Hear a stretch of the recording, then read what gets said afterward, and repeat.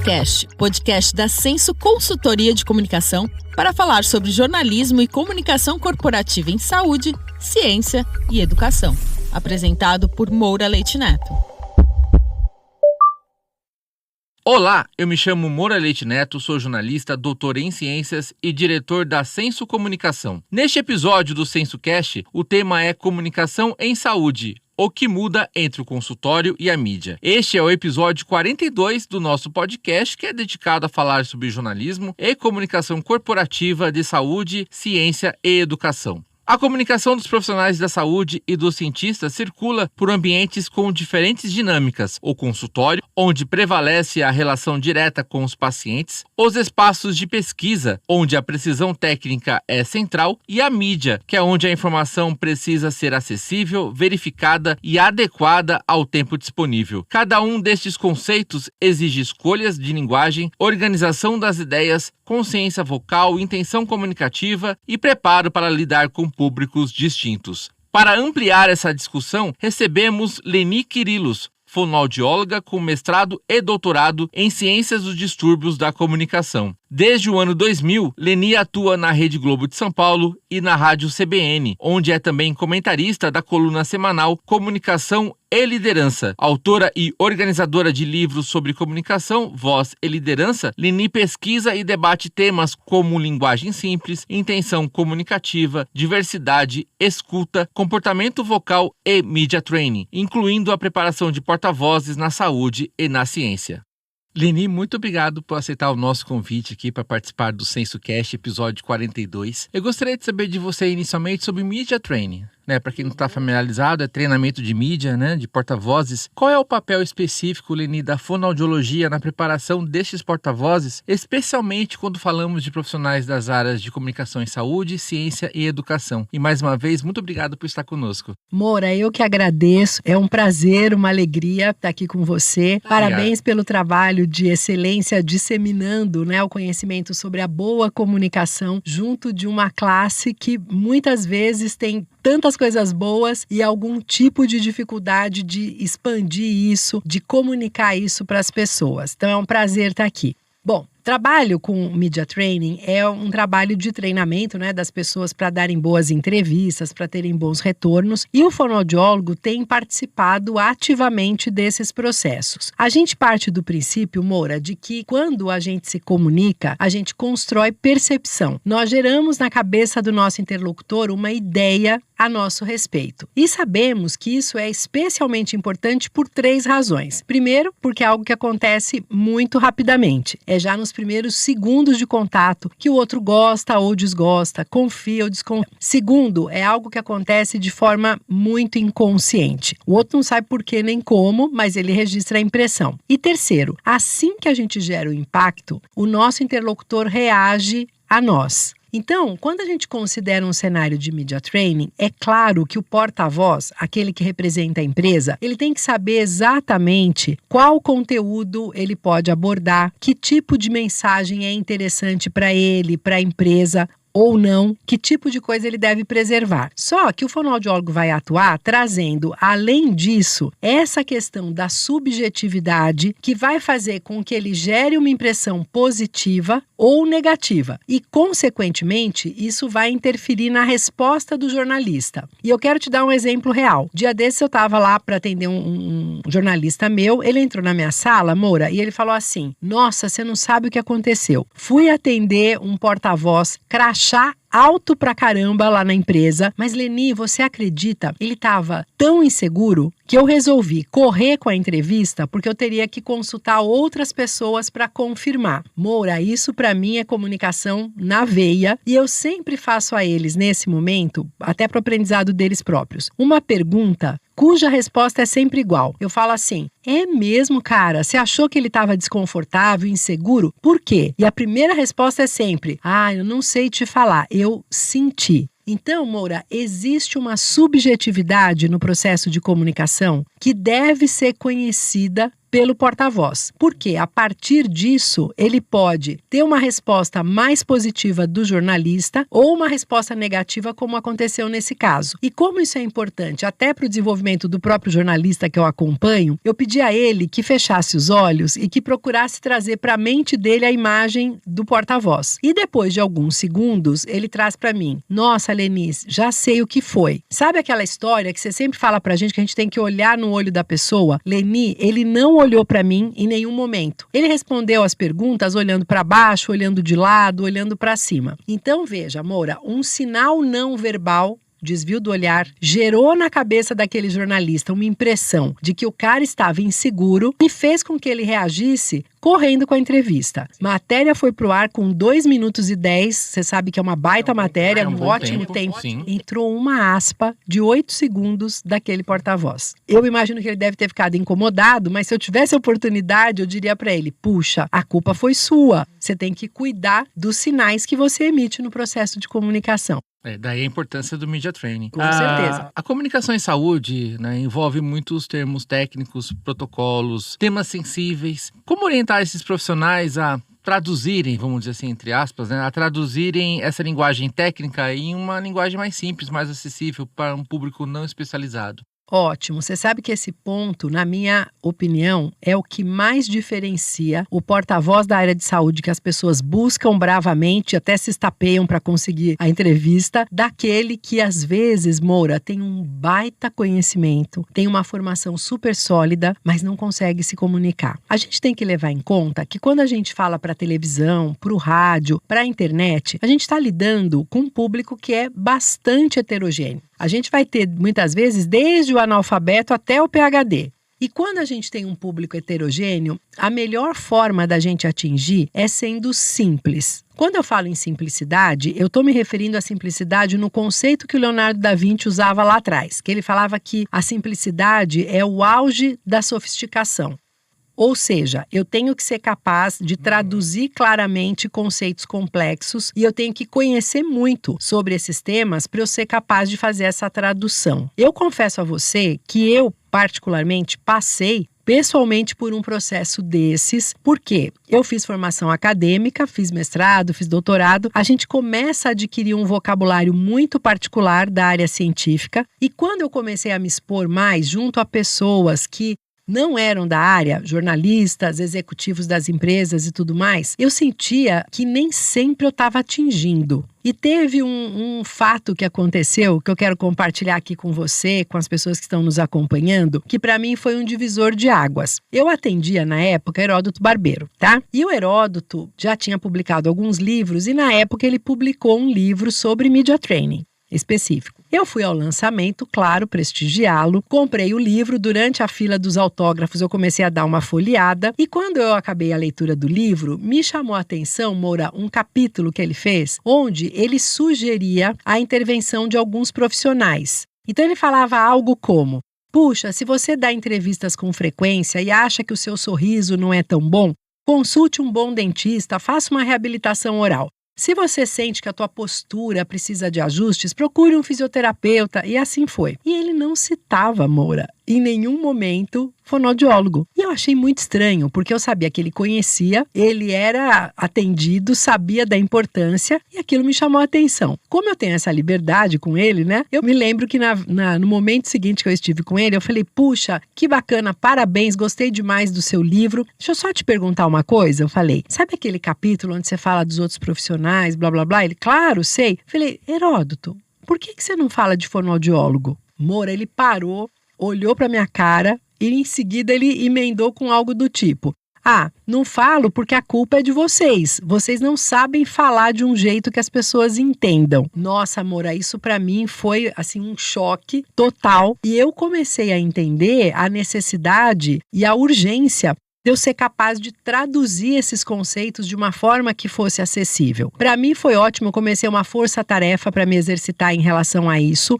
Logo em seguida, eu passei a atender o pessoal do bem-estar, que era aquele programa com vários médicos. Tinha um grupo fixo de médicos que fazia o meio de campo lá, exato. E aí eu atendi no sentido de melhorar essa linguagem para uma melhor entrega. Logo em seguida também eu comecei a minha coluna na CBN. Então você veja, toda quinta eu falo sobre comunicação e liderança, coisas que eu estudo bravamente, né? E eu tenho que traduzir de uma maneira que os ouvintes entendam bem. Então, esse é um ponto essencial que a gente tem que levar em conta. Nessa linha, o que a gente propõe? Primeiro, o uso de palavras que sejam mais habituais, palavras que as pessoas estejam mais acostumadas a escutarem. A gente sugere que a pessoa evite usar termo técnico, siglas que muitas vezes só o povo da área de atuação compreendem. E se eventualmente escapar ou se eventualmente ele acabar falando, explica em seguida o que é aquilo. Agora, vale que a pessoa treinar previamente conceitos que ela sabe que são importantes e que são desafiadores. E exercitar pensando assim, puxa, como que eu conto sobre isso para o meu filho adolescente? Como que eu falo sobre isso com a minha avó? E assim, com um público heterogêneo, atípico, e aí a gente vai buscando esse ajuste. A ideia é que eles utilizem frases curtas, de preferência na ordem direta, sujeito, verbo, predicado. É essencial que eles entendam a importância de afirmar ao invés de trazer a negativa. O cérebro tem dificuldade de processar a negativa. Se eu falo para você agora, não pense vermelho, imediatamente o vermelho invade a sua mente e você vai precisar de uma força-tarefa para tirar o vermelho. Sai vermelho, vermelho fica em evidência. Então, eu sou muito mais assertiva quando eu afirmo do que quando eu nego alguma coisa. A gente orienta a usar mais a voz ativa. A voz passiva é muito rara na fala espontânea. Não é natural eu chegar aqui e falar assim, nossa, Moura, os ladrões foram presos pela polícia. O mais habitual é eu te falar, nossa, Moura, a polícia prendeu os ladrões. É mais imediato. Então, a gente treina isso. Eu converso com eles sobre quais são os temas mais relevantes, as mensagens que eles utilizam com frequência, e a gente vai buscando ajustes para traduzir esses conceitos de uma forma simples. Agora, quem dá conta disso, querido, fica muito bem na fita, porque são pessoas muito procuradas. Você sabe como essas pessoas são raras. Vira o porta-voz de cabeceira, total, né? Do jornalista, das redações. o preferido. Sim. Especialmente em entradas ao vivo, né? Quando tem aqueles famosos links ao vivo, que são entrevistas com um tempo muito cronometrado, o repórter está com algum editor ali gritando no ponto eletrônico dele para encerrar dentro do tempo, para não, né? Porque o telejornal, por exemplo, está acontecendo. Esse porta-voz que vai conceder essa entrevista, que técnicas ele pode adotar, além, né, de se ater às informações principais que ele deve trazer, as mensagens-chave que foram previamente alinhadas com relação ao tema, mas assim, que ele possa ter as melhores escolhas vocais para ter boa compreensão por parte do público, que não pareça que foi rápido, mas não corrido. Entendi. Ótimo. Então veja, aqui, o que é importante levar em conta? Primeiro, quanto menos tempo a gente tem, maior necessidade de preparação, porque a oportunidade é pequena. Não dá para o porta-voz começar a elaborar na hora que ele vai falar. Não dá. Então, ele precisa certamente de uma boa preparação, onde ele vai eleger as mensagens principais, colocá-las numa sequência de importância, tipo, quero aproveitar essa oportunidade para falar essencialmente disso, em segundo disso e se sobrar um tempo dessa terceira, por exemplo. A gente sempre sugere uma média de 3 mensagens. Aí, a gente sugere que o porta-voz busque o que eu gosto de chamar de recheio das prateleiras. O que é isso?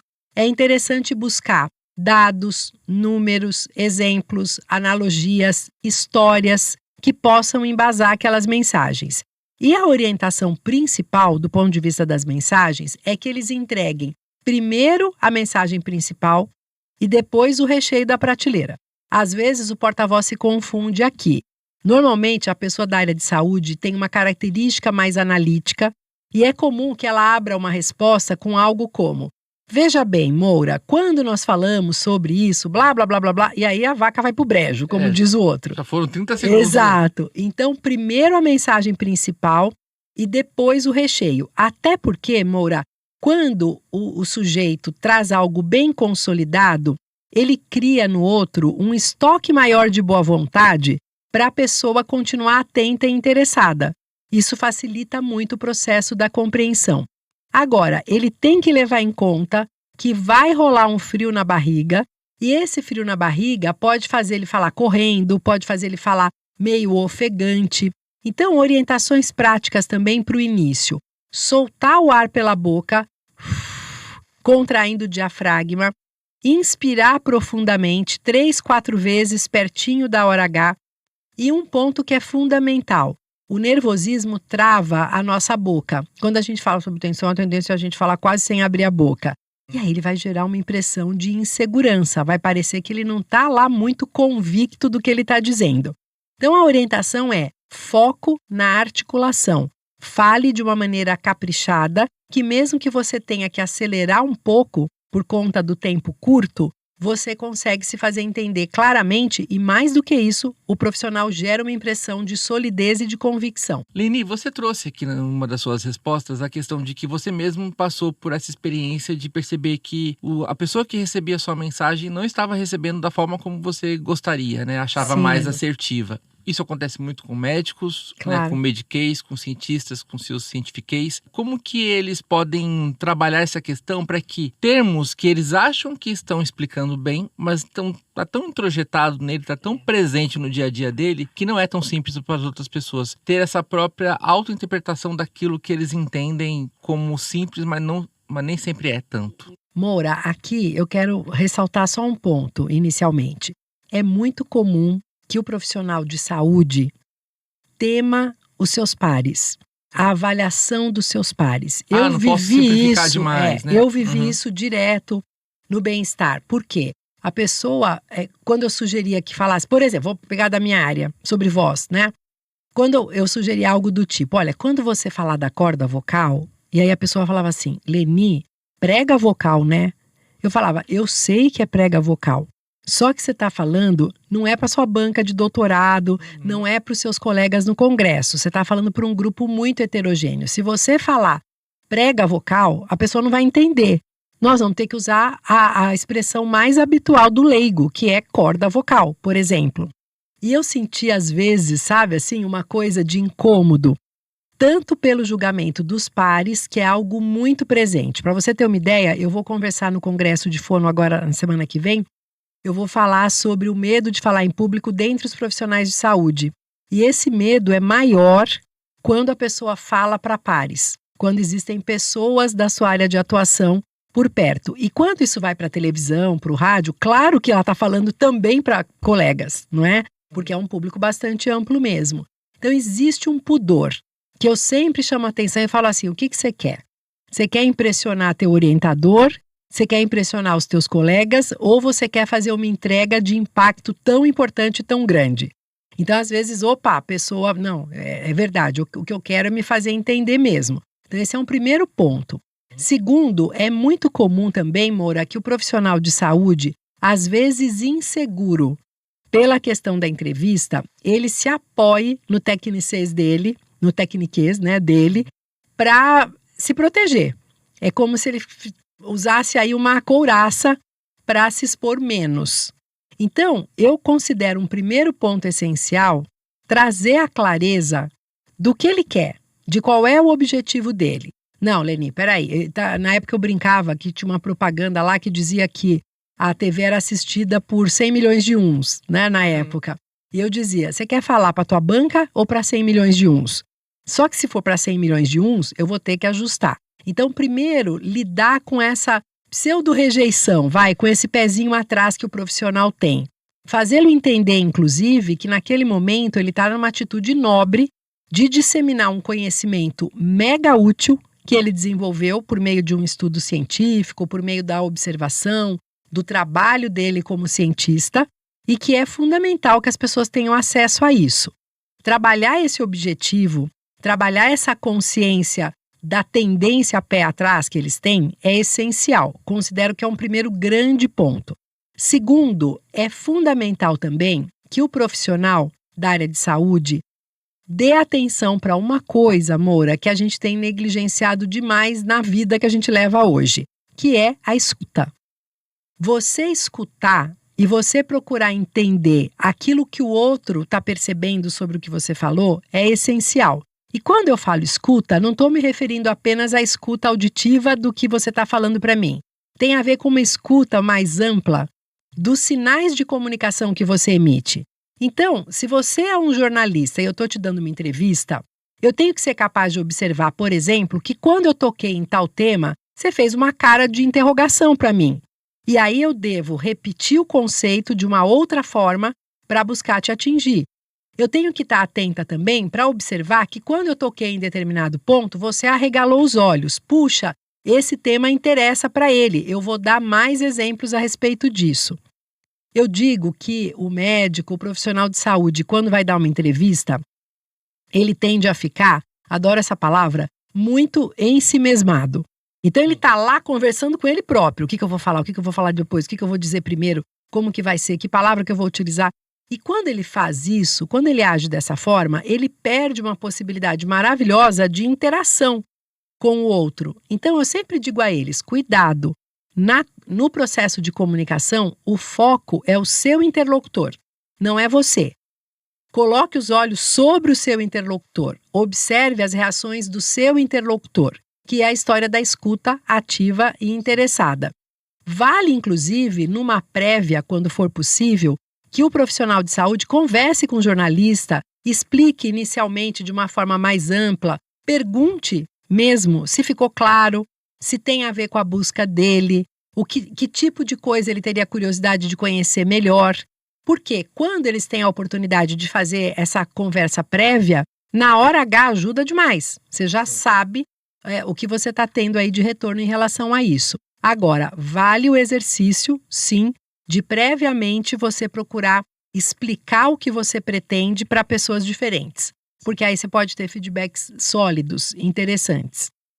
Não, perfeito. Bom, e aí você tem toda essa sua experiência adquirida, né, como profissionais do jornalismo, de comunicação corporativa, ou seja, Sim. comunicação dentro das empresas. Como que você identifica, se você fosse elencar as 2, 3 principais dificuldades desses porta-vozes que, principalmente nas primeiras entrevistas, né? Eu sempre digo que a primeira entrevista é a mais difícil, a segunda é um pouco menos, a terceira, por diante, vai ficando menos difícil. Mais até fácil, que seja mais natural. Mas quais são os principais desafios, principalmente nas primeiras que eles apontam? Ótimo. Eu costumo dizer que eu atendo as 2 pontas da reportagem, né? Porque eu atendo o jornalista e atendo o porta-voz, aquele que tem um saber que acaba fazendo com que ele seja alvo do interesse da mídia de uma maneira geral.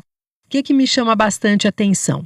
Primeiro, uma questão justamente relacionada à forma de embalar a mensagem.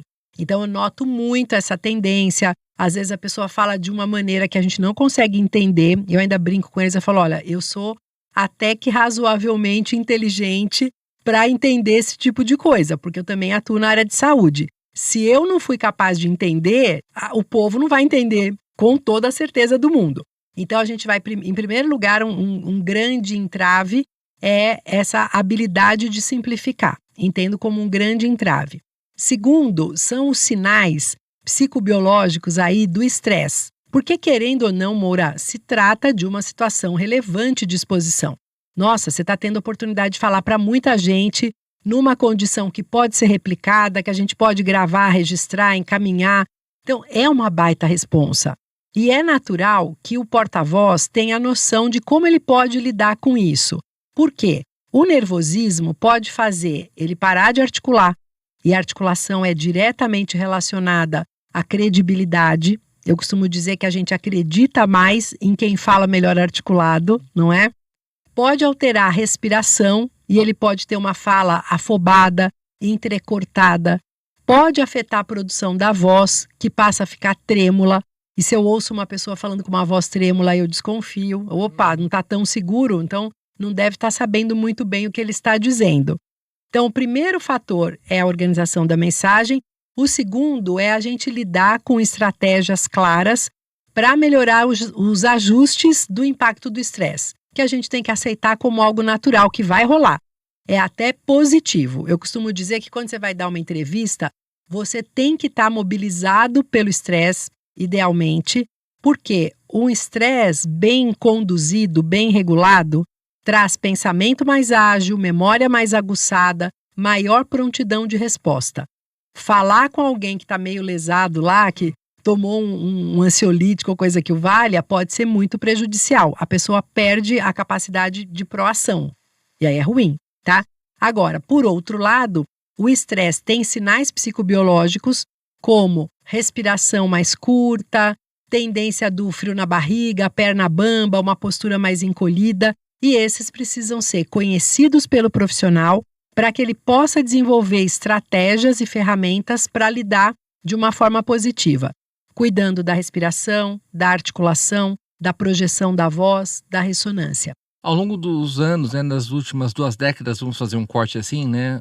O radiojornalismo, o telejornalismo, o jornalismo impresso mudou muito, né? Tivemos uma diminuição do jornalismo impresso e também daquele jornalista que saía das redações jornalísticas, né, dos veículos e iam presencialmente conversar com o porta-voz, até as pessoas. Então essa questão do media training, né, teve alterações nesse sentido. Havia muitas entrevistas também por telefone, hoje elas podem ser por telefone, pode ser por videoconferência, pode ser por videochamada de WhatsApp, ou pode ser aqueles áudios que você envia. Né? Às vezes, né, eu percebo como assessor de imprensa, falar assim, quando você for responder tal pergunta, coloca assim, resposta da pergunta 4, resposta da pergunta 5. Isso facilita bastante. Ou seja, teve uma grande transformação da forma dos meios para se comunicar. O próprio rádio hoje é uma emissora de rádio que está no YouTube. Isso, né? Tem imagem. Então, assim, como que isso tudo é orientado para que os porta-vozes entendam que eles, além do como falar, o onde falar, né? O quanto isso é importante eles saberem. Então, olha só, a pandemia fez uma revolução em relação à forma como nós nos comunicamos, principalmente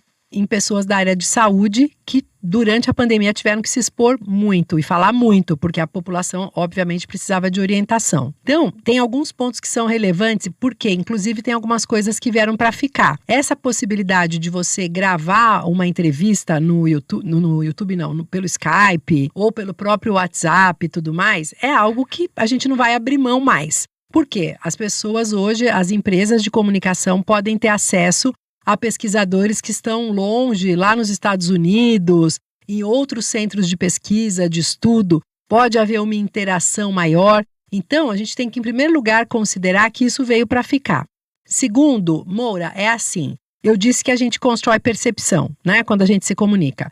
O que constrói a percepção é um trio de recursos verbais, que tem a ver com a escolha das palavras, com a forma como a gente organiza a mensagem, não verbais, que são os recursos da imagem, e vocais, que tem a ver com a maneira como eu falo. Eu tenho que levar em conta esses 3 grupos de recursos para fazer uma entrega positiva. Então, vamos lá. Se a gente for considerar uma entrevista via Skype, que cada vez é mais comum, eu tenho que saber que tudo comunica. Então, começando do não verbal, é essencial que eu me posicione de uma maneira que o meu olho fique na altura da câmera do meu laptop. Idealmente eu vou falar no laptop ou no meu computador. Até dá para fazer no celular, mas quando eu posso, eu sempre oriento, prefira o laptop ou o computador. A gente tem que pensar numa altura que permita isso. Eu dou muita aula online, até hoje, né?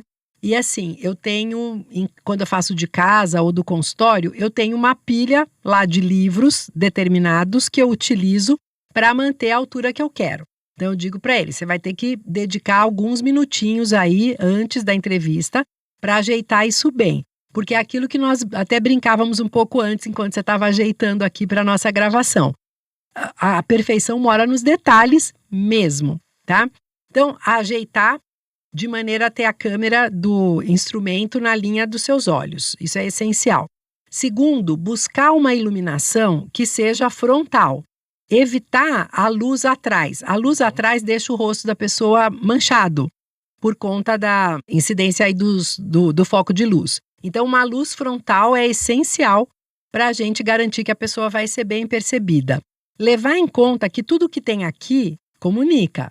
Então, se eu sou uma porta-voz e, por exemplo, eu vou falar com aquele negócio típico que as pessoas usam, aquela biblioteca lá atrás, eu estou dando uma mensagem. Se aquilo for fake, fica muito mal, fica muito ruim. Se for algo muito exposto, pode ser que quem está assistindo fique lá tentando ler quais são os livros e perca a atenção.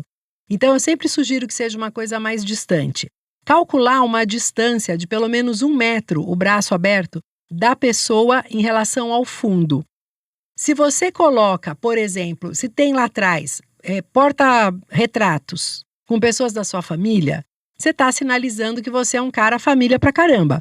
Ok, esse sou eu, mas eu quero. É momento de eu mostrar isso? De repente, será que talvez não seria melhor um quadro um pouco mais neutro, uma planta que não brigue tanto e por aí vai. A roupa que a pessoa usa tem também papel fundamental.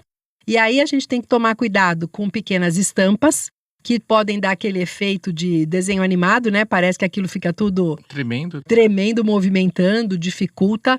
Então, roupa listrada ou com quadriculada, com um xadrez muito pequenininho, embaralha a vista. A gente sempre sugere que a pessoa utilize uma cor.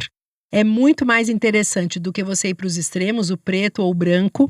O preto absorve muito a luz, o branco reflete, então o rosto pode ficar pálido, pode ter olheira, pode aparecer uma série de coisas aí, né? Então, todo esse cuidado em relação ao não verbal ambiente e também ao não verbal corpo. Então, o que eu costumo dizer para eles? Base bem apoiada, bundinha com o peso do corpo dividido igualmente. Eu costumo dizer para eles esquecerem o encosto está lá só de enfeite, porque quando eu falo, naturalmente eu trago o tronco para frente para demonstrar o meu interesse em interagir com você. Um ponto que é essencial, os gestos são naturais e devem acontecer no lugar natural do gesto, que é na linha da cintura, no máximo chegando na linha do peito. Tem que tomar muito cuidado, às vezes a pessoa apoia os cotovelos na mesa e começa a usar um gesto aqui, na frente do rosto, que acaba tirando a percepção clara do rosto. Eu digo que um rosto bem perceptível é um sinal inequívoco de transparência e de veracidade no processo de comunicação. E o mais importante do não verbal aqui, Moura, o olho na câmera o tempo todo. Sabemos que é um baita desafio. É muito comum o porta-voz falar e ficar se olhando no quadradinho ou olhando até para você, que aparece mais abaixo. Só que se ele fala assim, parece que ele está olhando para baixo, parece que ele está submisso, parece que ele está inseguro. Então, ele tem que treinar para olhar o tempo todo para a câmera. Do ponto de vista do vocal, é essencial que ele use uma fala de alcance fácil, que o outro consiga escutar com facilidade, uma voz mais projetada, com ajustes muito claros de articulação, porque dependendo do meio, eu posso dificultar a percepção do som, com o uso de ênfase, destacando os trechos mais relevantes. E, finalmente, do ponto de vista do verbal, é essencial que ele prepare as mensagens que ele vai passar e que ele faça as escolhas do que ele vai abordar prioritariamente, lembrando de sempre entregar primeiro o essencial e depois a explicação. Não, perfeito. Leni, nós falamos aqui sobre a questão do link ao vivo, aquela entrada ao vivo, né? E aí você passou alguns exercícios, como elencar aqueles 3 pontos por hierarquia, né, de informação, isso. A questão da respiração, mas vamos supor, tanto o entrevistador, o repórter que está ali naquele link ao vivo, ele cometeu um erro, ou então esse porta-voz também cometeu um erro e ele percebeu que houve um erro. Qual é a melhor forma de lidar com isso? Ótimo. Qual é a melhor transparência em relação ao público? Deixa eu te contar uma coisa. O erro é humano, pode acontecer com qualquer um de nós. O que é mais impactante quando a pessoa erra é a forma como ela lida com aquele momento e com aquela situação. Às vezes a pessoa erra, se sente super mal, fica roxa de vergonha, começa a gaguejar e se atrapalha toda. A leveza, Moura, é a melhor forma da gente lidar. Então, nessa linha, tem pessoas que ao errarem, ao se atrapalharem para falar, por exemplo, começam a se desculpar. Desculpe, perdão. Não é necessário, porque a hora que você faz isso, você coloca um holofote sobre o erro. E você perde um tempo da tua resposta, que ao vivo é sempre cronometrada. Então, o que é interessante? Eu falo a palavra errada, por exemplo, e na sequência eu repito a correta. Então, por exemplo, imagine que eu estou falando com você e esse erro pode ser tanto da palavra como da pronúncia da palavra. Então, vamos supor que eu fale aqui para você. Não, é muito importante que a pessoa trabalhe de tal maneira a blá blá. Então, rolou um no meio da conversa, que é um erro, e eu repito o correto. Um erro comum é a pessoa repetir o erro e depois corrigir. Algo como, não é trabalho, é trabalho. Aí é pior, porque ela falou o errado 2 vezes. Entende? Então, a orientação é repete o correto, sem chamar atenção para o erro e com leveza, com uma expressão de quem está tranquilo de estar acontecendo aquilo. Isso humaniza a pessoa. Ela passa a ser percebida pelo outro como vulnerável e isso gera proximidade. Toda quinta-feira você tem a coluna, né, de comunicação e liderança na Rádio CBN. Então são muitos temas já abordados, né? Inclusive para montar aqui a nossa conversa, ouvir algum desses episódios, né? Que o tema honra. Conversava com o assunto da nossa entrevista. Mas quais deles, assim, se é difícil elencar um ou dois, assim, que foram momentos mais marcantes para você, pela apuração, pelo que você faz, trabalho de reportagem também, para fazer a edição daquela coluna. Exatamente. Exato, como que foi, assim, você possa elencar um ou dois mais especiais para você? O Moura, a gente tem uma percepção muito clara de como esses temas evoluíram no decorrer do tempo pelo seguinte: eu publiquei já em parceria com o Sardenberg e o segundo volume em parceria com o Sardenberg e a Cássia, que já estava conosco. Cássia Godoy, né? Isso, a Cássia Godoy. Uhum. A gente publicou 2 livros com a coluna, que se chama Comunicação e Liderança. No primeiro, nós tínhamos cerca de 3 anos da coluna no ar. E aí, o que eu fiz? Eu sempre transcrevo para eu estudar e para eu aprender e para ir melhorando. Eu tinha a transcrição dos 3 anos de conversas e, a partir disso, a gente conseguiu olhar e fazer uma classificação de temas. E depois nós repetimos quando completamos 10 anos da coluna. Foi agora mais recentemente. Então, no primeiro volume do Comunicação e Liderança, nós tínhamos mais temas relacionados à pessoa. Então, era alguma coisa do tipo: eu tenho dificuldade para falar no palco, eu tenho vergonha de falar no palco. A outra pessoa colocava: puxa, eu não consigo me fazer entender, eu preciso de uma orientação sobre como eu devo me preparar. Nossa, eu gaguejo para falar, e por aí vai. Também tinha muita pergunta sobre a minha opinião a respeito de pessoas conhecidas que se comunicam. Então, tipo assim: o presidente Lula assumiu o 2º mandato dele. Ele fez um discurso. O que você achou? O que foi bacana? O que não foi bacana? Estados Unidos entrou Barack Obama e por aí vai. Então, tinha muito interesse em relação a isso. Eram pessoas que se expõem de uma forma bastante ampla, relevante, e as pessoas tinham interesse em entender o que era esse negócio de comunicação. Foi muito curioso observar, Moura, que no segundo volume nós tivemos temas completamente diferentes. Subiu para um patamar enorme de interesse saúde mental, que eu falo de comunicação e de liderança, e aí vinha muito assim: nossa, e o líder? E o papel do líder? O líder está sozinho. Na época da pandemia começou e isso foi cada vez se acentuando mais. Houve muito interesse também sobre a mudança nos processos de liderança, porque a gente saiu lá atrás de uma fase onde quem pode manda, né? Quem não pode obedece, não é? Para uma fase onde se busca a colaboração espontânea do liderado, no caso. E é claro que a comunicação permeia isso, permeia esse processo. Veio muita pergunta também nesse segundo momento sobre as novas formas de comunicação, sobre a questão das redes sociais, do fato de que qualquer pessoa pode ser mídia na hora que se posiciona, na hora que se coloca. Então a gente notou uma mudança assim, de interesse. De uma maneira geral, o que eu posso te afirmar é que as pessoas atualmente se sentem muito solitárias, de uma forma geral. E é algo irônico, porque está todo mundo conectado a um monte de gente. Tem influenciadores, tem pessoas que estão lá o tempo todo ligadas a um bando de pessoas. E nunca a sensação de solidão foi tão importante. Então, atualmente, a gente tem muitas questões relacionadas aos relacionamentos. A essa coisa da proximidade, de você interagir com uma pessoa de verdade. Para você ter uma ideia, nós tivemos há umas 3 semanas um ouvinte que falou que escutava os vídeos na velocidade 2 vezes, não é? E que era muito complicado, porque quando ele estava falando com uma pessoa de carne e osso, ele tinha dificuldade de ficar atento. Claro, porque ele queria acelerar a pessoa. Ele queria acelerar, e na pessoa você não pode ir pro botão 2 vezes, não é? Então, assim, são temas do nosso tempo que têm relação direta com o processo de comunicação. Essas são as temáticas mais relevantes atualmente. E nessa questão de escuta, de acolhimento, né?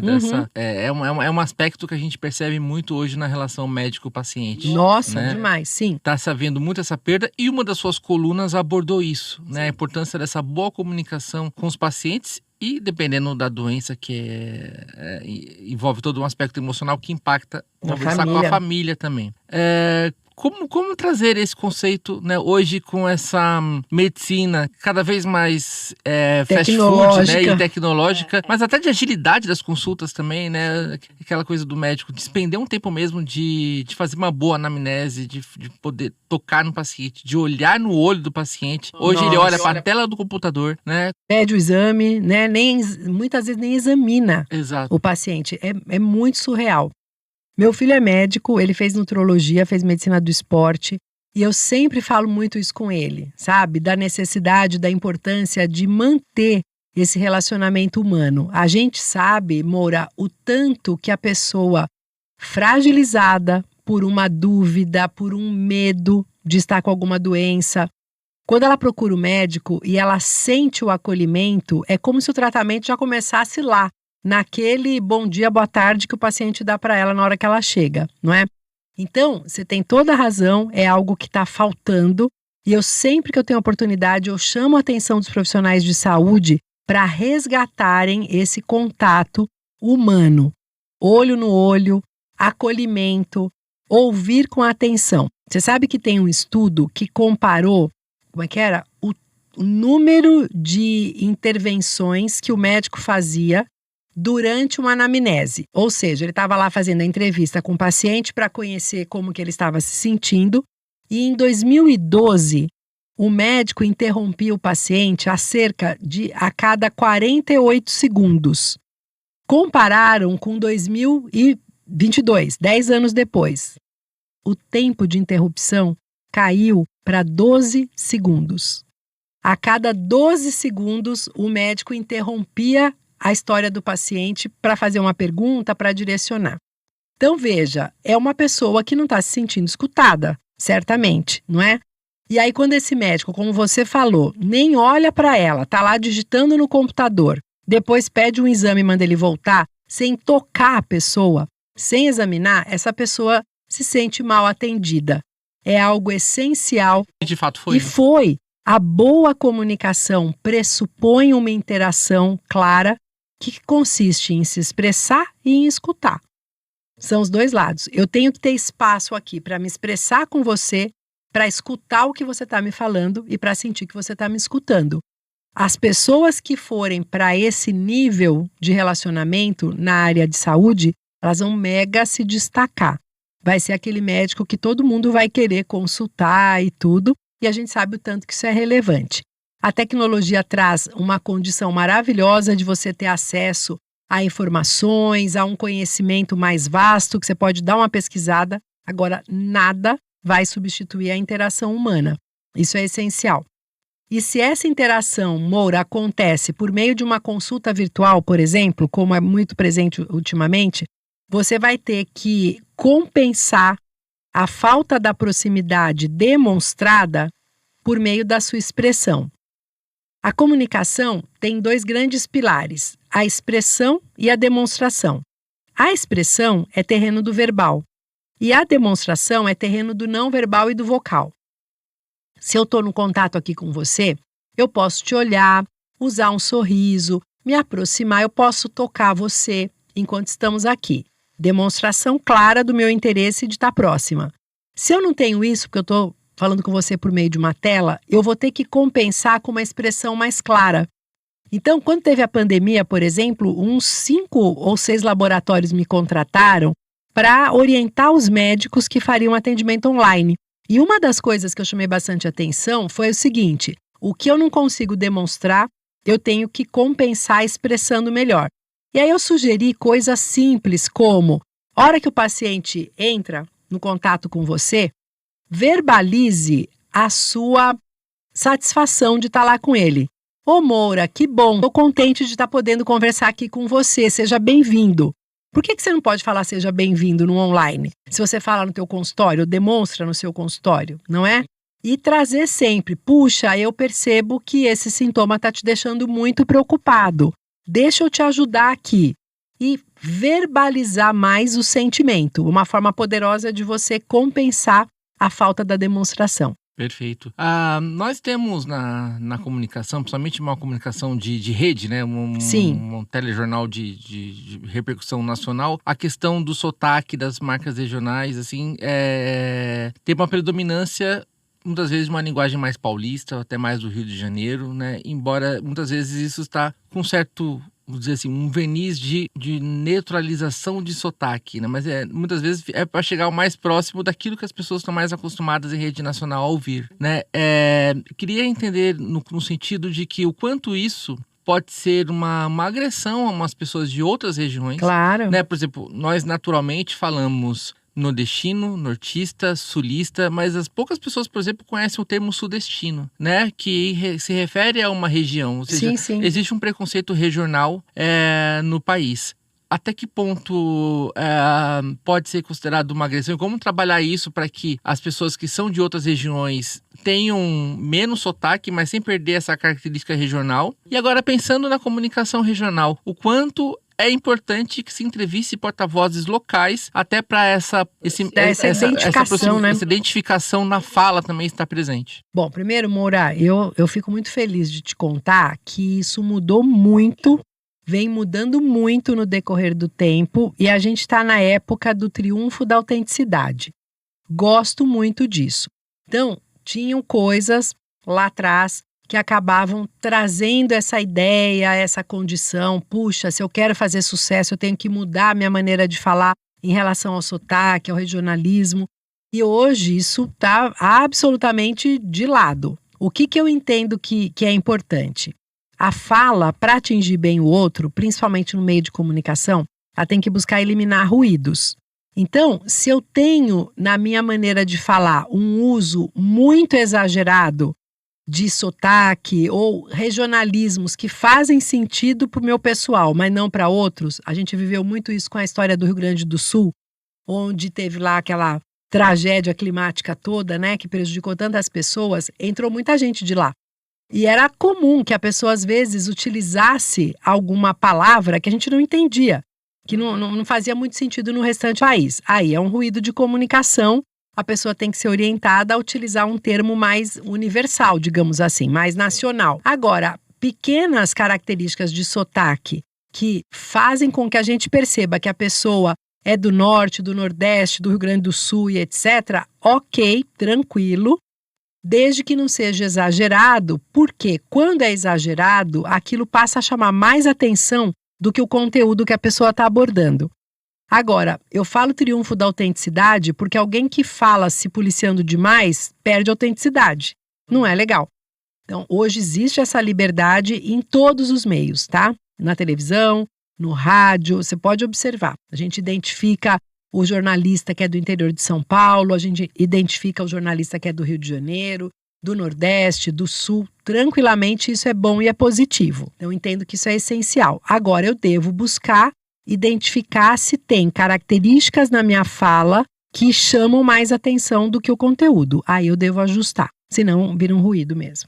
Agora, sobre a importância da voz, conhecer sua própria voz, a melhor impostação dessa voz e dicção, ou seja, como que é bom trabalhar isso tudo? Aqui, Moura, é legal a gente entender que nós, seres humanos, não nascemos para falar. A gente, diferente de outros órgãos do nosso corpo e aparelhos, nós temos, um aparelho é um conjunto de órgãos que tem determinada função. Então, nessa linha, a gente tem o aparelho circulatório, por exemplo, composto pelo coração e os vasos, veias, artérias e capilares, que tem a função de circular o sangue pelo nosso corpo. Ninguém precisou ensinar isso para essas estruturas. Beleza. Nós não temos um aparelho fonador.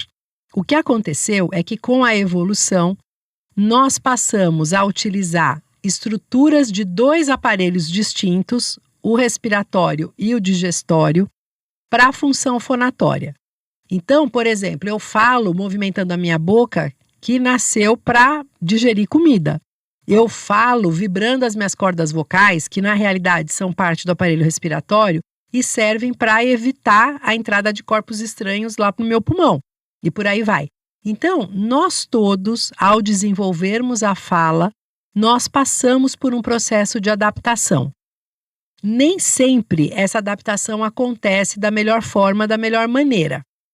O fato é que, quando falamos as cordas vocais, que são apenas 2, caí das nuvens quando eu vi que eram só 2, quando eu fui estudar eu achei que a gente tinha um monte de corda, achei que fosse um trem de comprido, e eu tomei um choque tão grande quando eu abri o pescoço do cadáver e vi como era, que na hora eu pensei, acho que eu dei azar, peguei o único defunto mudo que tinha aqui nesse laboratório. Porque é uma estrutura simples. As cordas vocais vibram, a gente produz um som no nível do pescoço, que é muito débil e muito fraquinho. Esse som tem que ser ampliado no que a gente chama de cavidades de ressonância. São 3, garganta, boca, cavidade nasal. E, finalmente, esse som é articulado na boca. Então, a gente movimenta lábios, língua, bochechas, os dentes participam e temos aí um resultado final. Processo simples, só que ele pode acontecer a partir de várias possibilidades de ajuste. E o que impacta na escolha, entre aspas, porque é uma escolha inconsciente, são 3 dimensões. A dimensão física, como é o nosso corpo físico, a dimensão psicoemocional, características aí da nossa personalidade, e a dimensão sociocultural, que tem a ver com o nosso entorno. Esse trio de dimensões, Moura, é tão particular para cada um de nós que não existe uma voz igual à outra. A nossa voz é tão única quanto a nossa impressão digital. A partir do momento que eu faço a tal escolha, eu começo a produzir um efeito no meu corpo e um impacto em quem me ouve.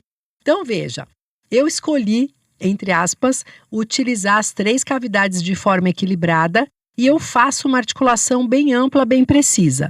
Quando eu falo assim com você, do ponto de vista de efeito, eu sinto maior conforto. Eu sou capaz de falar assim por horas, que na prática é o que rola na minha rotina.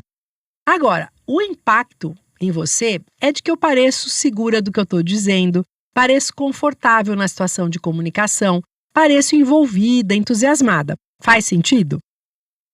Ok, agora, eu poderia ter feito uma escolha diferente, Moura. Eu poderia, por exemplo, falar com você, concentrando mais o foco da emissão na região da minha garganta.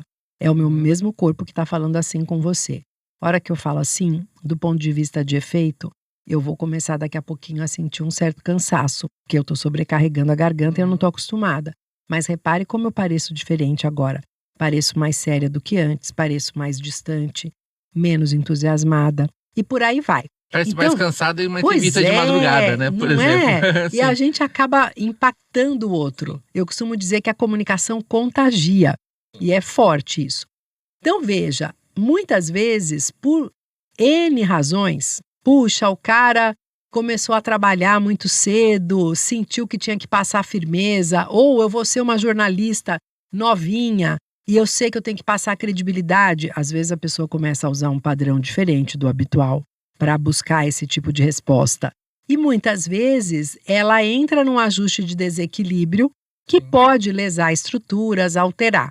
Então, a orientação para quem vai lidar com isso, em primeiro lugar, é identificar se está produzindo a fala de uma maneira confortável. É o primeiro grande ponto. Puxa, eu fico muito cansada quando eu falo, eu sinto que eu tenho que fazer esforço. Se você já sente algo assim, já cabe você procurar ajuda para ajustar e melhorar isso. Segundo, puxa, a minha fala me representa bem? Ai, pareço uma menininha enquanto eu falo. Ai, pareço uma pessoa muito velha quando eu falo. É outra forma interessante de eu entender que, puxa, vou me beneficiar de uma ajuda. Então, são pontos que a gente deve levar em conta, buscar ajuda especializada quando for o caso, e entender de uma maneira ampla, mais geral, que a grande busca é por utilizarmos uma voz que o outro entenda facilmente. Não posso depender da tua boa vontade para me entender, tá? Eu tenho que te atingir. E buscar ajustes claros de articulação. Isso já é meio caminho andado, Moura, porque a hora que eu articulo bem, por exemplo, eu evito concentrar o trabalho na minha garganta, porque com uma boca que mexe, eu já estou dividindo. E por aí vai, né? Então, olhar e procurar identificar. Line, nós temos no mês de abril uma data dedicada que é o Dia Mundial da Voz. É um momento que se fala sobre saúde da voz né? Como de fato preservá-la. Queria que você trouxesse esses elementos, assim, como por exemplo desde o não fumar, né? Desde a evitar um grito muito agudo, né? Enfim, situações que de fato fazem diferença no dia a dia das pessoas. Moura, o Dia Mundial da Voz é algo muito caro para nós brasileiros, porque é uma data que foi proposta inicialmente aqui no Brasil, Dia Nacional da Voz, 16 de abril, e rapidamente outros países começaram a aderir a essa ideia. Então hoje nós temos o Dia Mundial da Voz, que é comemorado realmente praticamente no mundo todo, e foi uma iniciativa brasileira. A voz é uma parte muito relevante do nosso processo de desenvolvimento e é algo que, na nossa cultura, muitas vezes as pessoas menosprezam algum tipo de alteração, algum tipo de problema. Nós temos problemas de voz que podem ser desde um uso inadequado pelo comportamento até a lesão mais grave e importante, que é o câncer de laringe. E nesse meio de caminho, nós temos alguns cuidados que são essenciais da gente levar em conta. Tem o conceito dos amigos e dos inimigos da boa voz. Então, vamos começar com os inimigos. A gente sabe da importância de se evitar o fumo, inclusive o narguilé, o cigarro eletrônico, exato, que traz o mesmo tipo de impacto negativo nos pulmões e também na corda vocal. Então, evitar o fumo. O álcool, a gente tem que entender que o álcool resseca o nosso corpo, de uma maneira geral, ele desidrata. Se eu tomar muito álcool, desidrata meu cérebro, eu vou ficar tonta. Só que corda vocal é uma estruturazinha pequena que perde água muito facilmente. Então, a orientação, se eu vou ingerir álcool, é que eu tome água junto. Isso funciona 100%, eliminando o impacto na voz, não estou falando na saúde como um todo, quando eu estou ingerindo um álcool fermentado. Então, se eu tomar uma taça de vinho e tomar água junto, eu zero o impacto negativo do álcool na minha voz. Agora, quando o álcool é destilado, uísque, vodka, conhaque, além de desidratar, o álcool enrijece a mucosa que recobre a corda vocal. Então, é algo que deve ser evitado. O uso combinado de fumo e álcool potencializa ainda mais os danos. Também é negativo você ter hábitos como pigarro. Às vezes a pessoa pigarreia de maneira assim, automática o tempo todo. Jornalista faz muito isso, é muito comum na cabine, 3, 2, 1, e aí começa a gravar.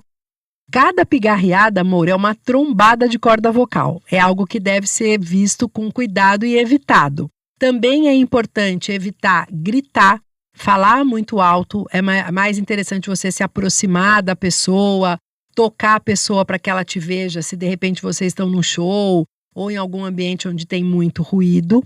Tomar cuidado com eventuais imitações de voz. Então tem a pessoa que gosta de imitar e tudo mais, e às vezes ela entra num ajuste que não é natural para ela e pode forçar, é bastante complicado. E o mais comum, o mais corriqueiro, é falar com esforço. É entrar num ajuste onde a garganta faz uma sobrecarga grande. Amigos de uma boa voz. Toda característica que faz bem para mim, para minha saúde em geral, impacta positivamente na minha voz. Então, uma alimentação equilibrada, onde eu ingira proteína, de preferência proteína magra, carboidrato, legumes, verduras e etc., frutas, ajuda muito. Hidratação é essencial. Tomar água várias vezes no decorrer do dia e principalmente quando você está numa situação de exposição, como nós dois aqui, tomar pequenos goles durante ajuda muito. É interessante também evitar alguns alimentos pertinho da hora de você se expor profissionalmente. Então, por exemplo, o leite e os derivados aumentam a produção de muco. Quando você vai falar e toma o leite antes, a tendência é você e ficar tendo que limpar a garganta. O café desidrata. Então, se eu quero tomar um café porque eu vou apresentar um programa na rádio muito cedo, ok, mas aí eu tenho que compensar ingerindo mais água para equilibrar. Exato. Não só a boca, a laringe também. Evitar alimentos de digestão difícil. A digestão acontece no estômago e o diafragma, que é o principal músculo respiratório, fica acima do estômago. Se o teu estômago está brigando lá com uma feijoada toda apimentada que você comeu, se você está tendo refluxo gastroesofágico, que é a queimação lá da parte posterior da garganta, isso vai afetar a tua produção de voz também. Então, buscar uma alimentação saudável, mais equilibrada. Dormir é fundamental, horas de sono são essenciais. A gente demonstra o cansaço por meio da voz muito rapidamente, muito facilmente. Praticar atividade física com cuidado e com supervisão, essencial também para você ter um desenvolvimento físico melhor e, consequentemente, da laringe. E procurar falar de uma maneira que envolva mais eficiência e menos esforço.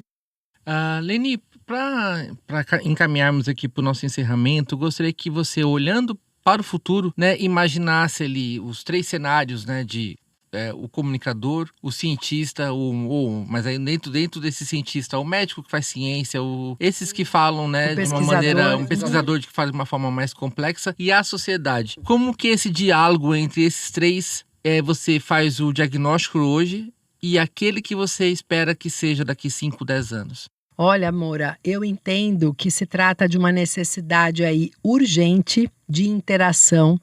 Eu vejo o profissional de hoje que se encolhe, que se esconde, que fala a língua dele apenas ou dos seus pares, não tem condição de permanecer num mercado que busca informação, que hoje já tem um acesso bem mais fácil a ela.